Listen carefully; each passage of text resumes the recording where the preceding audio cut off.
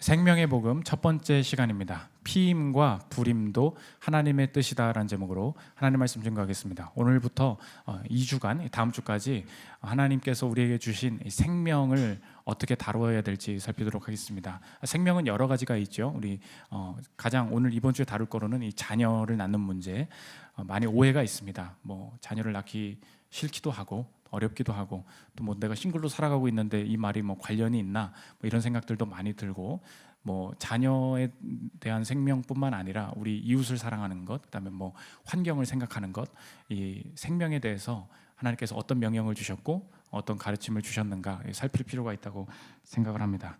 목사님, 나는 아직 싱글이고 나는 초딩인데요, 나는 청소년인데요, 뭔 지금 애 낳는 문제를 지금 꼭 들어야 되겠습니까? 혹은 자녀 낳은 지 30년이나 지났습니다, 뭘 이걸 듣습니까?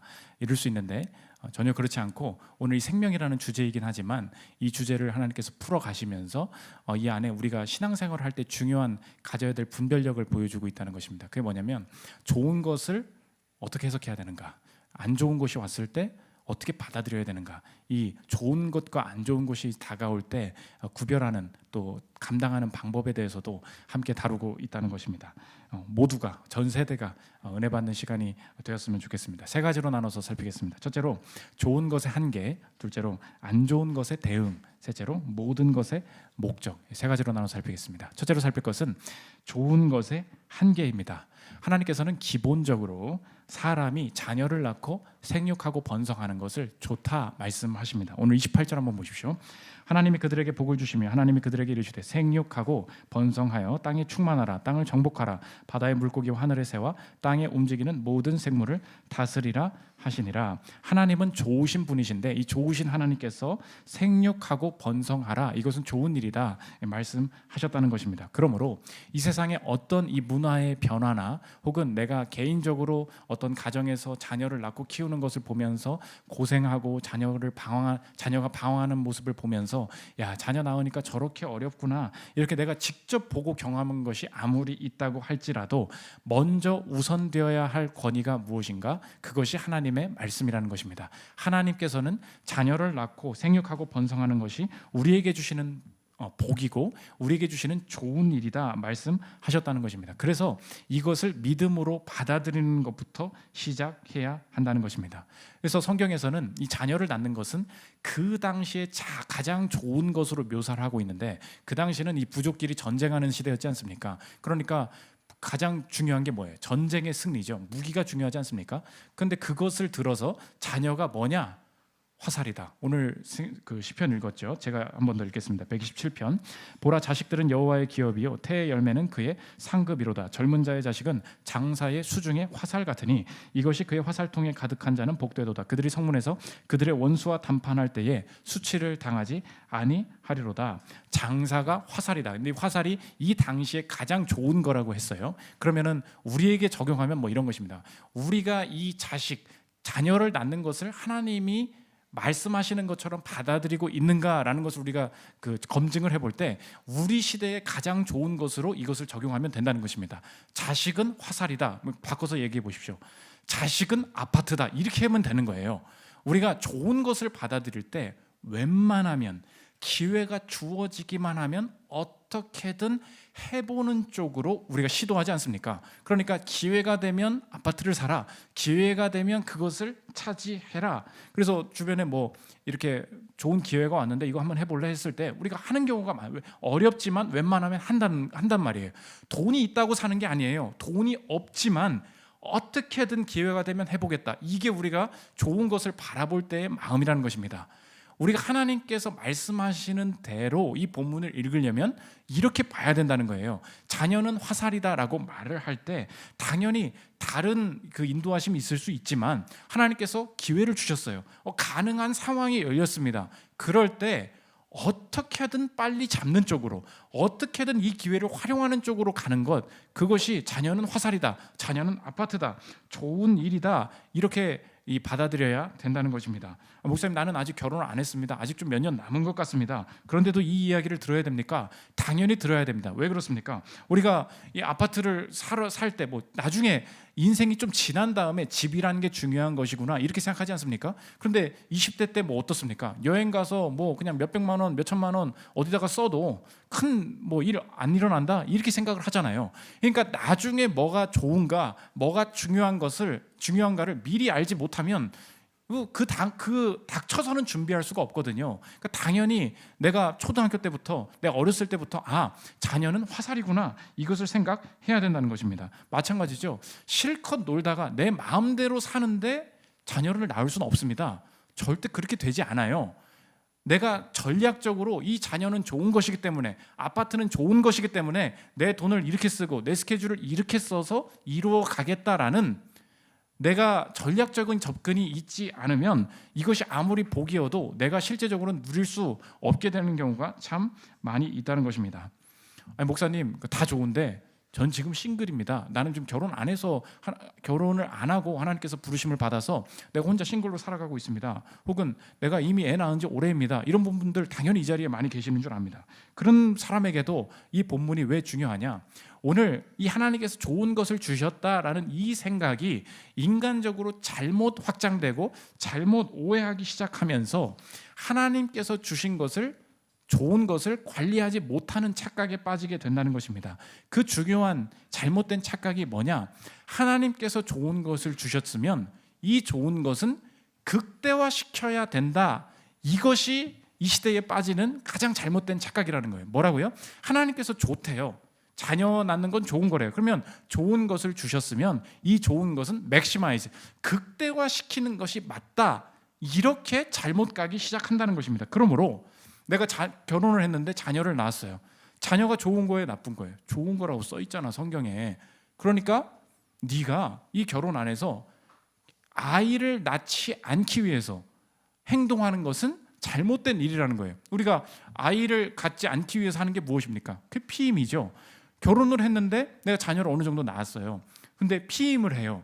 내가 피임을 하는 것은 하나님께서 주시는 생명을 가로막는 일이라는 거예요. 이것은 이 시대적인 사고방식이고 너는 굉장히 하나님 앞에서 죄를 범한다는 것입니다. 그래서 이 사고를 넘어서서 이제 싱글이나 결혼을 안 하는 사람한테도 이렇게 얘기한다는 거예요. 너 성경 봐봐. 자녀가 복이라고 했어, 안 했어? 했죠.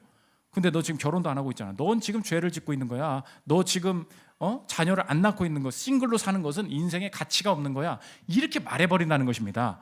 이 모든 뿌리가 다 어디서 온다는 거예요? 하나님께서 좋은 것을 주셨습니다. 그런데 좋은 것이기 때문에 맥시마이즈, 극대화시켜야 된다. 이것이 바로 잘못된 착각이 된다는 것입니다. 그래서 실제로 이 카톨릭의 교리집을 보면 하나님께서 주시는 생명을 인위적으로 가로막는 것은 범죄이다. 그래서 여러분 혹시 주변에 성당을 다니거나 카톨릭을 이제 다니시는 분들이 있으면 가서 말하십시오. 너 지금 죄 짓고 있어. 피임은 죄야. 죄라며. 너 왜 피임해? 이렇게 얘기하면 돼요. 이제 교리집에 나오는 얘기예요. 들어보십시오. 하나 되는 것, 떼어놓을 수 없다는 것, 생식에 대해 열려 있다는 것은 결혼의 필수적이다. 생식을 거부하는 것은 결혼 생활에 수반되는 최고의 선물인 자녀를 거부하는 것이다. 모든 결혼 행위는 반드시 그 자체로 인간 생명의 잉태로 이어지게 되어 있다. 보십시오. 생명의 잉태를 불가능하게 하기 위해 행해지는 모든 행위, 이게 뭐예요? 이 피임이잖아요. 이 모든 행위는 본질적으로 악하다, 죄라는 거예요. 피임하면 안 된다는 거예요. 그래서 여러분 주변에 실제로 어떤 종교 활동을 하시거나 어떤 사이비에 다니는 많은 분들이 그렇게 얘기를 합니다. 인위적으로 사람의 생명을 막는 것은 나쁜 일이라는 거예요. 절대 그렇게 살면 안 된다는 것입니다. 이건 맞습니까? 틀립니까? 완전히 틀린 얘기라는 거예요. 왜 그렇습니까? 오늘 이 착각을 점검해야 돼요. 하나님께서 좋은 것을 주셨습니다. 그런데 하나님께서 주신 좋은 것은 이거 하나만이 아니라는 거예요. 결혼의 목적 중에는 자녀라는 좋은 것을 주셨지만 남자와 여자가 하나 돼 한 몸을 이루고 결혼 안에서 행복을 누리고 사랑을 나누는 그 자체가, 그 기쁨이 또 한 가지의 목적이라는 것입니다. 그래서 성경에 뭐라 그러냐? 애 낳는 것만이 유일한 목적이 아니라는 거예요. 잠언 5장 18절부터 보십시오. 내 셈으로 복되게 하라. 내가 젊어서 취한 아내를 즐거워하라. 그는 사랑스러운 암사슴 같고 아름다운 암노루 같으니 너는 그의 품을 항상 족하게 여기며 그의 사랑을 항상 연모하라. 그 사랑을 누리는 것, 함께 그 사랑을 나누는 것 자체가 하나님께서 디자인하신 목적이라는 것입니다. 그러니까 좋은 게 여러 개인 거예요. 근데 이 사람들이 하나님의 말씀을 잘못 적용할 때 어떻게 한다고요? 좋은 게 있어요. 그리고 좋은 것 하나를 잡고 그것을 극대화시킨다는 것입니다. 최대화시키지 않으면 그것은 범죄다. 그러므로 피임도 잘못된 것이고, 불임하면 너는 저주받은 것이고, 싱글로 살아가면 너는 잘못된 인생을 살아가는 것이다. 이렇게 나쁘게 나아가기 시작한다는 것입니다. 그래서 하나님께서는 이 인간의 주신 자연적인, 하나님께서 주신 이 모든 환경들을 하나님의 주권이라는 핑계로 관리하지 않는 것, 이것을 오히려 범죄로 보신다는 것입니다. 신앙생활이라는 것은 여러분의 삶에 좋은 것을 포기하고 좋은 것을 얻는 과정이에요. 신앙생활이 뭐라고요? 처음에는 내가 나쁜 짓도 하죠. 나쁜 짓을 버리고 하나님의 뜻을 따라야겠다, 이렇게 삽니다. 근데 한 주간 한번 살아보십시오. 내가 뭐 그렇게 맨날 나쁜 짓만 하면 삽니까? 열심히 일하고 남 돕고 열심히 일하면서 살죠. 그런데 생각해 보면 우리의 인생은 좋은 것을 포기해야 좋은 것이 와요. 하나님께서 주신 좋은 게 여러 가지라는 것입니다. 그래서 여기서 잘못 나가는 게 뭐냐? 신뢰하고 순종하십시오. 교회에서 이런 말을 많이 해요. 이게 매우 무책임한 말이 된다는 것입니다. 왜 그렇습니까? 신뢰하고 순종한다는 말이 관리하지 말아라, 이 말로 옮겨가면 절대 안 된다는 것입니다. 잠자는 게 다 선한 일이죠. 시편에 보면 사랑하는 자에게 주님이 잠을 주신다 그랬어요. 잠자는 게 선한 일이니까 가장 계속 잠만 자야 되는가? 그렇지 않다는 거 아시잖아요. 음식은 선한 것입니다. 다 먹어 치워라, 맞습니까? 아니죠. 자야 될지 먹어야 될지 이걸 선택을 해야 되잖아요. 목사님, 먹고 자면 되지 않습니까? 그런 말이 아니고, 그렇게 내가 이제 관리를 해야 되지 않습니까? 분명히 판단을 해야 된다고요. 젊었을 때 제가 들었던, 알고 보니까 내가 조금 속았구나 라고 생각하는 것 중에, 교회에서 제가 들었던 말 중에 이런 것이었습니다. 목사님이 이제 주변에서, 교회에서 와서 저한테 말을 하는 거예요. 창희야, 선교 가야지, 이렇게 얘기하는 거예요. 선교 가야지. 그러면서 물어봅니다. 선교는 하나님의 뜻이야 아니야? 물어봐요. 뜻이야 아니에요? 뜻이죠. 뜻이니까 가야 되잖아요. 온갖 선교단체에서 이렇게 말한다는 거예요. 젊었을 때 이것 때문에 많이 고민을 하셨던 분들이 많이 있습니다. 내가 살아보니까 내가 하나님 뜻대로 안 사는 것 같거든요. 그러다가 어디 갔습니다. 갔더니 하나님 앞에서 중요한 나의 젊음을 주님께 드리십시오, 이렇게 말을 한다는 거예요. 여기 이 말의 착각이 무엇입니까? 삶 전체가 하나님 앞에 드려져야 된다는 것이 먼저 세팅이 안 되다 보니까, 내가 그냥 일상을 살고 돈을 벌고 공부를 하는 것은 나의 욕심을 지금 채우고 있다고 착각을 하게 만드는 거예요. 여기서 하나님의 뜻대로 살아야 되고 여기서 드려져야 되거든요. 그게 안 되니까 좋은 것 하나를 집어서 극대화시킨다고 했죠. 너 선교 가야 돼, 안 가야 돼? 선교는 하나님의 뜻이 아니야. 뜻이에요. 근데 왜 안 가? 너 죄인이야. 너 그 죄 짓는 거야. 지금 안 가면 죄 짓는 거야.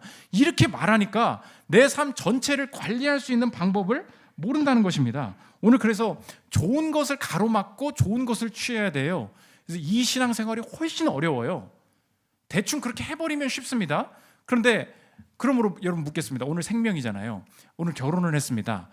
남자와 여자가 하나님 앞에서 기도하면서 몇 명의 자녀를 낳아야 될지 계산해보고 기도하면서 판단하고 한 마음을 가지게 되는 것은 매우 계산적이고 인간적인 행동입니까? 하나님 앞에서 바른 행동입니까? 바른 행동이라는 거예요. 하나님께서 그것을 알도록 관리할 수 있도록 분별력을 주신다는 것입니다. 우리 가정의 생활비는 이 정도가 되니까 이 정도 형편에서 웬만하면, 자녀가 아파트라 그랬잖아요. 그럼 웬만하면 이 정도 하면 그래도 한 명은 기를 수 있지 않을까 생각하면서 계산하면서 행동하는 것, 계산적인 행동입니까? 신앙에 영적으로 깨어있는 행동입니까? 완전히 깨어있는 행동이 된다는 것입니다. 결혼 안에서 그러므로 피임은 선한 행동입니까? 악한 행동입니까? 완전히 선한 행동이라는 거예요. 인위적으로 가로막는 것, 인위적으로 막는 것, 절대 이 좋은 것을 가로막는다 해서 하나님의 뜻을 거부하는 게 아니라는 것입니다. 그래서 이 웨인 그루뎀이라는 신학자가 기독교 윤리학이라는 책에서 내가 하나님의 뜻, 주권이라는 판단에 신뢰하고 순종해야지라고 말하면서 아무렇게나 행동하는 게 꼭 이렇다는 거예요. 들어보십시오. 얼마나 많은 자녀를 갖게 될 것인지를 하나님께 맡긴다고 말하는 것은 우리는 우리 집 뒤뜰에 얼마나 많은 꽃이 자라게 할 것인지를 결정하는 것을 하나님께 맡겼다고 말하면서 1년 내내 한 주에 한 번씩 뒤뜰에 들꽃들의 씨앗을 뿌리는 것과 같다. 씨앗들을 비옥한 땅에 반복적으로 뿌린다면 당연히 꽃들은 만발하게 될 것이다. 내가 꽃은 그 씨앗은 계속 뿌리면서 뭐 얼마가 꽃이 열릴지는 하나님만이 아시지. 이거는 신앙생활이 아니라는 거예요. 누가 그렇게 무식하게 무책임하게 하나님의 주권이라는 말로 포장하면서 행동하라고 했니? 오늘 그 얘기라는 것입니다. 좋은 것을 극대화시킨다는 게 무조건 하나님의 뜻이 아니야. 좋은 것은 여러 개야. 하나님 앞에서 그것을 분별하고 내게 주신 좋은 것을 어떻게 관리할 것인가, 어떤 좋은 것을 포기하고 어떤 좋은 것을 취하는 게 우리 가정에서 하나님께서 원하시는 뜻인가, 이게 훨씬 어려운 삶이 된다는 것입니다. 그러므로 적용적인 질문을 던질 텐데 여러분 한번 생각해 보십시오. 첫째로, 내게 주신 상황이 내 경험의 판단으로 내 마음대로 좋지 않다고 생각하면서 하나님께서 좋다고 주신 기회를 놓치게 되고 있는 것은 무엇인가? 이거 한번 생각해 봐요. 아까 자녀처럼 내 스타일은 아니야. 내 스타일이나 경험이나 기질을 따라서 자녀는 화살이다, 말씀 주신 것이 먼저여야 되는데 내 경험의 판단이 뭐 돈 없었는데 뭘 그런 걸 언제 해, 이렇게 내 선행적인 판단 때문에 좋은 것을 놓치고 있는 것은 무엇인가? 이거 한번 판단해 봐야 된다는 거예요. 또 반대로 좋은 것에 대해서 인위적으로 관리하고 분별하지 않고 하나님의 주권을 핑계 삼아서 무책임하게 행동하는 것은 무엇이 있는가? 이것도 반대로 물어봐야 돼요. 뭐 자녀는 주시는 대로 다 낳는 거지 뭐. 이건 무책임한 거예요. 신앙의 행위가 아니라는 것입니다. 돈? 제대로 그냥 살면 하나님께서 다 채워주시겠지 뭐. 이게 믿음입니까? 이건 믿음이 없는 거예요. 관리하지 못하는 거예요. 이 두 가지가 다 있다고요. 나와 다른 좋은, 하나님께서 좋다고 말씀하신 거 있어요? 그거 받아들이는 믿음이에요. 그거 필요해요. 그런데 좋은 거니까 난 이것만 할 거야. 마음대로 선교 가도 하나님께서 알아서 내 직업이나 나머지는 다 채워주시는 거지 뭐. 이 착각이 뭐예요? 좋은 것 하나를 최대화시키면 다 되는 것이다. 하나님께서 절대 원하시지 않는 행동이 된다는 것입니다. 그래서 오늘 첫 번째 대지 주제가 무엇입니까? 좋은 것에 한계가 있어요.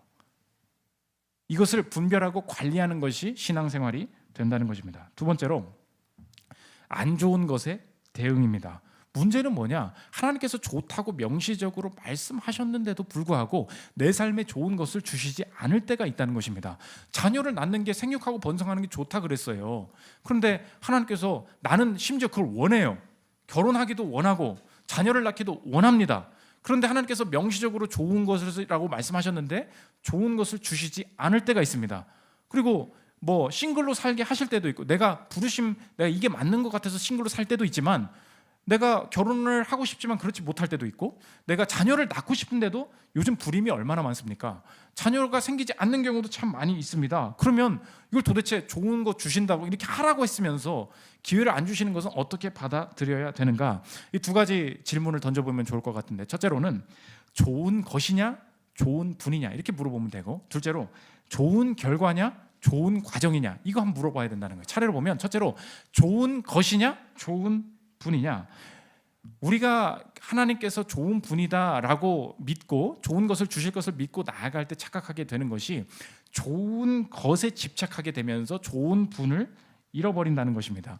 예수 그리스도를 믿고 난 다음에 우리의 삶에 경험하는 삶을 해석하는 가장 중요한 이 시금석 중에 하나가, 내 삶에 안 좋은 일이 벌어지는 것이 절대 죄에 대한 형벌이 아니라고 있습니다.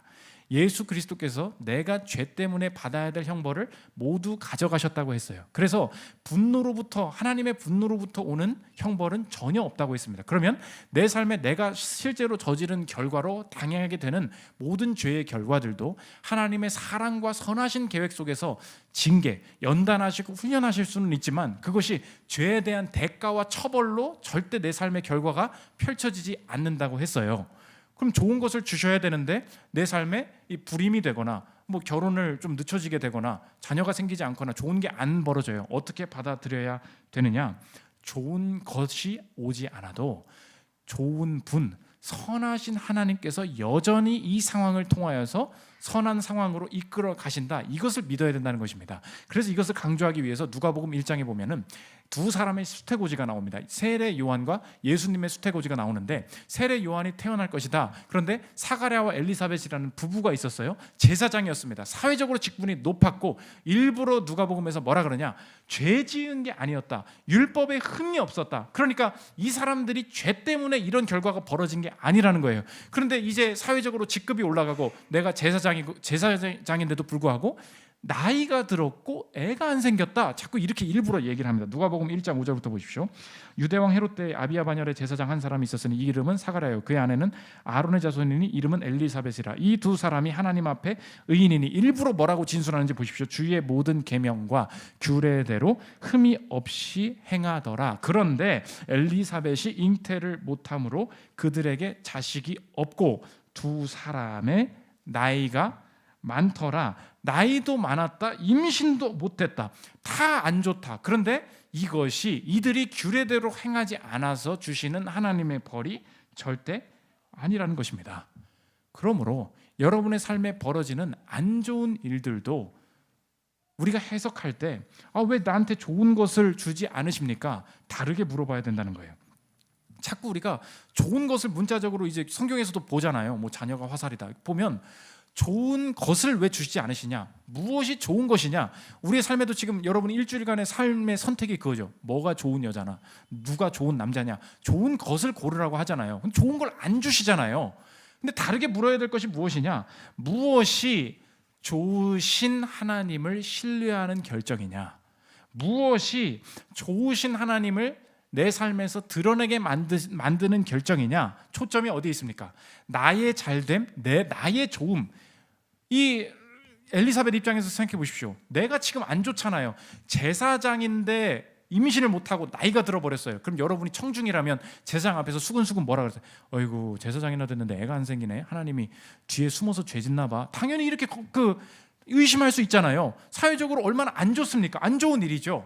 그런데 이 사가랴와 엘리사벳이 어떻게 했어요? 좋은 것이 와야만 내 인생이 이끌림 받는 게 아니라는 거예요. 이 좋은 것을 주시는 좋은 분, 그분 있으면 이 삶을 계속해 나갈 이유가 충분히 있다는 것입니다. 영화 배우 이재훈 씨라고 계시지 않습니까? 그 건축학개론으로 유명해지고 뭐 요즘에 뭐 사냥의 시간이라든지 뭐 여러 개 많이 I Can Speak 뭐 이런 거 많이 있잖아요. 저는 이 이재훈을 처음 만날 때 그 건축학개론을 볼 때 우리 교회 그 연애와 멜로를 좋아하시는 그 남집사님이라고 계신데 그분이랑 명동에서 헛개술을 마시면서 커플석에서 둘이 자리가 없어가지고 커플석, 여자도 아니고 남자 둘이 커플석에서 이게 봤던 기억이 나는데 이분이 이제 인터뷰를 하는 거예요. 당신이 시나리오를 고를 때 당신은 되게 이 사회적으로 이제 좋은 배우가 됐음에도 불구하고 시나리오를 계산적으로 가지 않는 것 같다. 시나리오의 커리어가 되게 들쑥날쑥하다. 그렇게 얘기를 합니다. 근데 왜 어떤 마음으로 시나리오를 고르십니까? 이제 물어봤더니 저는 제 모습이 좋게 나와야 좋은 작품이라고 생각하지 않는다는 거예요. 그 이야기를 들어보십시오. 시나리오를 볼 때 이 역할을 하면 빛나 보일 것 같은데 라고 해서 선택한 적은 한 번도 없어요. 가령 사냥의 시간에서 감독님이 어떤 역할을 주셨든 상관없이 출연했을 거예요. 왜냐하면 저는 윤성현이라는 감독을 신뢰하고 사랑하고 뭐든 함께하고 싶은 사람이니까요. 여기서 들어보십시오. 좋은 작품이라면 제가 어떻게 나오든 상관없어요. 작품 안에서 올바르게 쓰이고 싶을 뿐. 누군가가 빛나야 하는 순간이라면 기꺼이 반사판 역할을 하는 게 맞다고 생각하고요. 누군가가 빛나야 하는 순간이라면 그 작품 안에서 내가 기꺼이 반사판이 되겠다. 멋진 말 아닙니까? 이게 자신의 배우의 철학이라는 거예요. 우리의 삶이 마찬가지입니다. 사가랴와 엘리사벳을 생각해 보십시오. 제사장 집안이니까 그 정도면 좀 빛나야 되는 거 아닙니까? 그런데 이 사람들이 나이 드는 바람에, 이 사람들이 애가 안 생기다가 세례 요한이 탄생하게 되는 바람에 세례 요한이 빛나고 그 이후에 오시는 예수 그리스도가 빛나게 되었다는 것입니다. 애가 안 생김에도 불구하고 내 안 좋은 상황들을 받아들이고 열심히 살아가야 될 이유가 무엇입니까? 우리가 자꾸 좋은 것이 없네, 좋은 것을 안 주셨잖아 이렇게 이야기하지만, 좋은 것을 안 주시고 뭐 내가 불임일 수도 있고 내가 결혼을 하고 싶었지만 뭐 싱글로 살아갈 수도 있고, 그건 모르겠어요. 여러분의 여러 가지 상황들 속에 좋은 것은 없어도 여전히 좋은 분이 그 안에서 이 작품을 만들어가고 계시다면, 여러분이 그럼 오히려 물어봐야 될 것은 무엇이냐? 하나님, 내가 삶의 어떤 영역 속에서 어떤 역할을 하시기를 원하십니까? 이걸 물어야 된다는 것입니다. 내가 싱글로서, 내가 혹은 뭐 가정의 가장으로서, 내가 아내로서, 내가 뭐 직장이나 뭐 학교나 그 안에 그 직분으로서 내가 젊었을 때, 늙을 때 이 어떤 역할로 쓰임 받기를 원하십니까? 이거 물어보지 않으면 내 좋은 환경으로만 가정을 지금 바꾸려고 하고 있잖아요. 여러분 그렇죠? 직장도 마찬가지잖아요. 내 중심으로 지금 안 돌아가니까 일이 안 풀린다는 거잖아요. 역할을 한번 물어보십시오. 내 반사판이 뭔지를 한번 역할을 정해 보십시오. 그러면 작품 전체가 살아나고 내 길도 열리는 일이 펼쳐질 수 있다는 것입니다. 두 번째, 좋은 결과냐, 좋은 과정이냐, 이거 물어봐야 된다는 거예요. 안 좋은 일이 벌어질 때 지금 말을 하고 있지 않습니까? 하나님이 자녀 복이라고 했어요. 자녀를 안 주세요. 뭐 여러분의 삶도 마찬가지예요. 좋은 거 있는데 안 주세요. 안 좋은 상황이니까, 신앙생활 하는 사람들이 꼭 빠지는 함정이 뭐냐? 안 좋은 상황이니까 그대로 둬도 된다는 거예요. 안 좋은 상황이니까 하나님께 맡기고 뭐 좀 그냥 좀 일단 내려놓겠다는 거예요. 이렇게 얘기를 많이 한다는 것입니다. 특별히 신앙을 가진 사람들이 이 안 좋은 상황을 두고 극복하려는 모든 시도들은 하나님 앞에서 완전히 선한 일이 된다는 것입니다. 우리가 불임이 있어요. 불임을 극복하려고 하는 것입니다. 하는 것입니다. 내려놓지 못한 것입니까? 선한 일입니까? 선한 일이라는 거예요. 오늘 사가랴와 엘리사벳은 어떻게 하느냐? 천사가 와서 뭐라 그러냐? 너의 간구함이 들렸다 이야기합니다. 누가복음 1장 13절 보십시오. 천사가 그에게 이르되 사가랴여 무서워하지 말라. 너의 간구함이 들린지라. 내 아내 엘리사벳이 내게 아들을 낳아주리니 그 이름을 요한이라 하라. 간구함, 뭐라고 간구를 했을까요? 내가 제사장인데 이게 이 꼴이 뭡니까? 제사장 집안인데 왜 가정이 안 생기는 겁니까? 이렇게 얘기를 했다는 거예요. 천사가 뭘 들었대요? 간구함을 들었대요. 뭐 했다는 것입니까? 엄청나게 극복하려고 노력했다는 거예요. 극복했다고 해서 애가 생길지 안 생길지 우리는 몰라요. 여러분의 삶에 뭐 공부를 더 잘해보고 싶어서, 가난을 벗어나고 싶어서 여러 가지 시도를 합니다. 결과가 어떻게 될지 우리는 몰라요. 그런데 그 과정에서 극복하기 위해서 하는 모든 발버둥들, 이것은 주책이에요, 선한 일이에요? 완전하게 선한 일이라는 거예요. 이것을 정신 차리고 들어야 된다는 것입니다. 그래서 교회는요, 불임을 극복할 수 있게 완전히 도와줘야 됩니다. 어떤 성도가 왔을 때 가난을 벗어날 수 있도록 어떤 방법을 써서든 도와줘야 된다는 것입니다. 질병에 걸렸을 때 나을 수 있도록 온갖 치료 방법들을 검증하고 도와줄 수 있는 거 필요하다는 것입니다. 교회가 취업할 수 있도록 도와줘야 됩니다. 그 과정 자체를 하나님이 기쁘게 보시고 그 과정 속에서 엄청나게 많은 선한 일을 이루어 가신다는 거예요. 집이 없어요. 집을 살 수 있도록 온 힘을 다해서 도와줘야 된다는 것입니다. 그래서 우리 교회는 목회자들이 제일 바빠요. 여러분, 세상을 살아가면요, 세상 사람들은 하나님이 없잖아요. 그 좋은 그 자체가 하나가 목적이라고 얼마나 발버둥 치는지 아십니까? 여러분, 이효리도요, 애가 요새 안 생겨가지고 보약 먹는데, 이효리가 뭐 세상에 부족할 게 있겠습니까? 근데 애가 안 생기는 거예요. 그래서 보약 먹고 난리가 났다고. 여러분 좀 기억하십시오. 하나님이 주시는 선한 게 잘 안 되죠. 해보려고 하잖아요. 그렇게 대충 하면 안 돼요.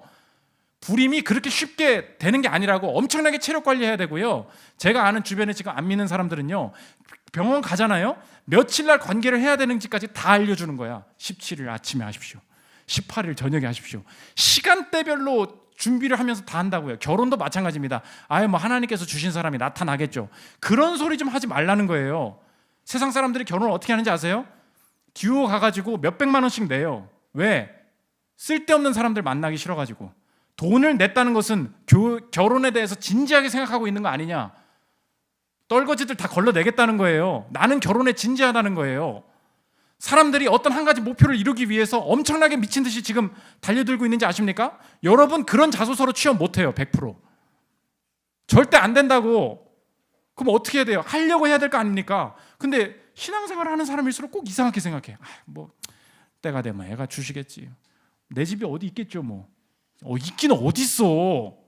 없잖아요. 그럼 오늘 뭐라 그러냐? 너의 간구함이 들린지라 기도하고 찾고 실제적인 방법을 찾으러 다니는 것 너무나 선한 일이라는 것입니다. 그러므로 여러분의 삶에 안 좋은 일이 생겼으니까 머물러 있겠다. 알아서 하시겠지. 절대 그러면 안 됩니다. 김태훈 선교사님이라는 분이 계십니다. 이 깨어진 그릇이라는 책을 쓰신 분인데 서울대학교 의과대학을 졸업하고 총망받는 의사였어요. 근데 의로 선교해야 되겠다. 에티오피아로 날아갑니다. 내가 아프리카에서 열심히 선교해야지. 근데 가자마자 몸이 너무 이렇게 경직이 되고 그래가지고 병원 가봤더니 병원에서 갑자기 이 파킨슨 병에 걸린 것 같다라고 이야기를 하는 거예요. 요즘 그래서 뭐 누가 이제 추측을 하기를 푸틴이 요새 그 협상하는 거 보면 이렇게 앉아 있거든. 둘 중에 하나래. 치질이나 파킨슨이나 둘 중에 하나가 이제 이 자세에 걸려본 사람이 얘기를 하더라고. 이제 이건 그 저기 인터넷에 나온 얘기예요. 치질이나 파킨슨 둘 중에 하나인데 이 몸이 계속 그 경직이 되니까 아니 내가 선교지에 오자마자 이게 무슨 꼴이냐. 아내한테 나 파킨슨병 걸린 것 같다고 그랬더니 치료가 된대. 치료가 안 되고 약을 먹어야 되니까 아내 실신하고 난리 난 거예요. 하나님 이게 뭡니까? 내가 왜 왔습니까 여기? 그래가서 너무 마음이 무너져가지고 새벽에 기도하고 산책하려고 아침에 이렇게 나아갔는데 갑자기 산책하는데 소나기가 막 내리더래요. 그래서 나무 밑에 숨어야 되겠다. 이제 나무 밑에 좀 숨어 있는데 하나님이 마음에 이상하게 이 말을 나한테 주시는 것 같더라는 거예요. 들어보십시오. 비가 온다고 집으로 돌아가지 않아도 돼. 이게 무슨 말이지? 비가 온다고 집으로 돌아가지 않아도 돼. 이게 무슨 말이죠? 계속 생각하는데 완전히 이해가 되더라는 거예요. 그분의 얘기입니다. 들어보십시오.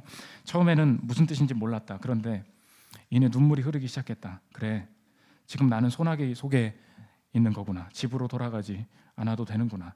아무도 보지 않는 그 나무 아래에서 내 인생을 해석해 주시는 하나님을 만났다. 한 10분쯤 지났을까? 신기하게도 빗줄기가 잦아들더니 그쳤다. 나무들 아래에서 나와 다시 걷기 시작했다. 공기는 전보다 신선했고 공원에는 아무도 없었다. 정말 자유롭고 신나게 그 아침의 축복을 다 누리고 집으로 돌아왔다. 그 다음입니다. 하나님께 왜 이런 병을 허락하셨는지 여러 번 여쭈었지만 답을 주시지 않았다. 단지 내가 에티오피아로 돌아가기를 원하신다는 것과 가던 발걸음을 돌이키지 말고 계속 가라는 마음만 주셨다.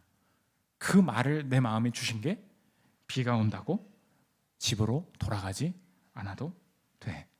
그리고 나서 병원 가보니까 제가 이거 약 한국에서 먹으나 에티오피아에서 먹으나 똑같습니까? 네, 똑같습니다. 그거를 응답으로 받은 거예요. 이 병 달고 그냥 가면 되는구나. 앞으로 가자. 그래서 한국에 50일만 들어오고 다시 나간 거예요. 파킨슨병 몸 걸린 그 몸 이끌고 다시 일어서서 가는 거예요. 여러분 오늘 사랑하는 한사람 교회 성도 여러분, 비가 오죠. 인생에 비가 온다고 돌아가지 마십시오. 다시 가면 됩니다. 불임이죠. 애가 좀 잘 안 생기죠. 뭐 포기하고 싶은 게 있지 않습니까? 뭐 언제까지 치료를 받아야 되는 건지, 언제까지 뭐 이걸 해야 되는 건지 다 뭐 내려놓고 싶을 때가 있잖아요. 하나님이 말씀 주시는 게 뭐예요? 너의 간구함이 들린지라 비가 온다고 집에 돌아가지 않아도 돼. 그 피해서 계속 가는 거예요. 그 과정을 하나님께서 선으로 보시고 그 과정을 결과는 하나님, 여기서 이제 나오는 거예요. 결과는 하나님께 맡긴다는 말이 과정도 알아서 하십시오라는 말이 절대 아닙니다. 여러분 가난이 있죠. 질병이 있죠. 말할 수 없는 그런 것들이 있지 않습니까? 애가 왜 이렇게 안 생기는지 모를 때가 있잖아요. 왜 네 돈이 날아가 버린 건지 모를 때가 있잖아요. 그런데 하나님께서 우리에게 말씀하시는 거예요. 아니에요. 극복의 과정은 선입니다. 왜 남들은 이렇게 쉽게 되는 게 나한테 안 되는가? 절대 그렇지 않아요. 이 모든 과정을 하나님께서 알고 계십니다. 이 발버둥 속에서 하나님과 가까이 갈 수 있어요. 몸이 경직됐으니까 수술을 못했대요. 그럼 의사 그만둬도 되지 않을까요? 다른 길을 여시더라는 거예요. 괜찮습니다. 앞으로 가야 된다는 거예요. 마지막 세 번째, 모든 것의 목적입니다. 언제나 이 생명에 관련된 것, 자녀를 낳는 것은 더 큰 목적과 그 쓰임을 하나님께서 보여주시는데, 하나님께서 우리의 인생에 더 큰 이 영적인 나를 자녀 삼으시고 나를 낳으신 하나님의 사랑을 깨닫게 하신다는 것입니다. 우리가 인생에 살아갈 때 깨닫게 되는 게 결국은 좋은 것을 갖기 위해서 발버둥 치는 게 인생이라는 생각이 듭니다. 맨날 이렇게 뭐 좋은 학교, 좋은 연봉, 좋은 회사 가려고 발버둥 치잖아요. 그런데 좋은 것을 계속해서 선택하면 좋은 것이 나와야 되는데, 좋은 것을 계속 선택해봐야 하나님 떠나서 우리 인생에 맞이하게 되는 것이 무엇입니까? 안 좋은 거예요. 그게 뭡니까? 그게 죽음이잖아요. 그게 우리의 인생이라는 거예요. 평생에 좋은 것을 잡기 위해서 애썼는데 그 결론이 좋지 않은 것이 온다. 이것이 하나님을 떠난 인생의 이 형벌이라는 것입니다. 그런데 예수님께서 이 땅에 오셔서 다른 구원의 방식을 보여주시는데, 어떤 방식을 주시냐? 이 땅에서 우리가 부러워하는 사람들이 있죠. 좋은 것을 선택한 자, 좋은 것을 가진 자, 좋은 것을 가질 수 있는 기회가 생긴 자, 이게 다 부럽잖아요. 야, 이게 어떻게 임신이 잘 돼? 어떻게 그런 좋은 회사에 들어갔어? 어떻게 그렇게 사업이 잘 되니? 다 좋은 거잖아요. 그런데 하나님께서는 약속하실 때 좋은 것을 가진 자, 좋은 것을 선택한 자에게 좋은 것을 주지 않으시겠다 얘기하신다는 것입니다. 그러면 누구에게 좋은 것을 주시느냐? 좋은 것을 가질 능력이 없는 자, 좋은 것을 못 고른 자, 내 스스로가 잘 해보려다가 스스로 잘못된 죄악을 선택해서 좋은 것을 경험하지 못하는 자에게 자신이 나는 좋지 않은 존재입니다, 나는 죄인입니다라는 것을 고백하는 자에게만 오히려 좋은 것을 주신다는 거예요. 그래서 이사야에 이상한 얘기가 나와요. 임신하지 못한 자들 빨리 춤추라는 거예요. 54장 1절 보십시오. 잉태하지 못하며 출산하지 못한 너는 노래할지어다. 산고를 겪지 못한 너는 외쳐 노래할지어다. 이는 홀로 된 여인의 자식이 남편 있는 자의 자식보다 많음이라 여호와께서 말씀하셨느니라. 무슨 말입니까? 잉태하지 못하고 산고가 뭔지도 모르는 사람들이 기뻐하라는 거예요. 뭐예요? 이 땅에서 좋은 것을 선택하지 못한 자들, 자신이 좋고 충분하고 내가 가진 것으로 무언가 행복을 이룰 수 있다고 생각하는 자들에게는 구원이 없다는 거예요. 그런데 나는 죄인이고 가능성이 없고 좋은 것을 고를 능력도 없습니다 라면서 살아가는 그 자들에게 노래하라는 거예요. 그 잉태하지 못한 자들에게 자녀가 훨씬 많게 하시겠다. 이게 예수님께서 우리를 구원하시는 역설적인 방법이 된다는 것입니다. 그래서 예수님께서 이 땅에서 십자가에 가심으로 여신 일이 무엇입니까? 죄인된 자, 죄를 모두 가져가셔서 부활의 생명, 영생의 생명을 우리에게 주시고 마지막에 좋은 것을 받을 수 있도록 우리에게 약속하셨다는 거예요. 그 방식이 뭐냐? 자기 자녀를 내어주심으로. 로마서 8장 32절 보십시오. 자기 아들을 아끼지 아니하시고 우리 모든 사람을 위하여 내주신 이가 어찌 그 아들과 함께 모든 것을 우리에게 주시지 아니하겠느냐. 임신하지 못한 자에게 엄청난 자녀를 허락하실, 엄청난 영생을 허락하실 이 예수 그리스도의 은혜가 이미 내게 있고 이 은혜가 지금도 내게 흐르고 있다면 이제 내 삶에 벌어지는 좋은 일, 안 좋은 일을 완전히 다르게 해석하기를 원한다. 좋은 일을 주실 때, 이게 좋은 거라고 말씀하실 때 아파트로 보고 어떻게든 기회가 되면은 내 생각과 달라도 그것을 하는 방향으로 내가 이제 믿음으로 그 발걸음 걷기를 원한다. 또한 안 좋은 일이 생길 때, 안 좋은 일이 생겼기 때문에 좋은 것을 주시지 않는다고 원망하는 것이 아니라 이 과정 속에서도 좋은 분만 계시면 된다. 좋은 분이 동행하고 계시니 이 모든 극복의 과정을 통하여서도 선을 이루실 것을 믿기에 이 속에서 내 삶의 모든 좋은 것과 안 좋은 것을 통하여서 어떻게 그 좋은 분만이 드러나게 할지 분별하면서 사는 것, 좋은 것 하나만 극대화시키는 것보다 훨씬 어려운 신앙생활이고 이것이 훨씬 더 고차원적인 깊이의 영성이 된다는 것입니다. 그래서 이 그리스도를 따라 사는 게 애 낳는 산고의 고통이랑 똑같다. 바울이 이렇게 얘기합니다. 갈라디아서 4장 19절 읽고 마치겠습니다. 나의 자녀들아, 너희 속에 그리스도의 형상을 이루기까지 다시 너희를 위하여 해산하는 수고를 하노니. 이렇게 사는 게 자녀 낳는 것처럼 어렵다는 거예요. 단순히 이 생명이 자녀가 복이다 이런 뜻일 뿐만이 아니라 안 좋은 것 속에서 우리에게 좋은 것 주시기 위해 잉태하지 못한 우리의 삶, 노래하라고 말씀하시는 그 약속이 흐르고 있음을 깨닫고 평생에 주님께서 주시는 생명의 복을 누리는 저여러분들 되시기를 기도합니다. 우리 내 삶을 깨뜨립니다. 찬양하고 기도하는 시간 하도록 하겠습니다.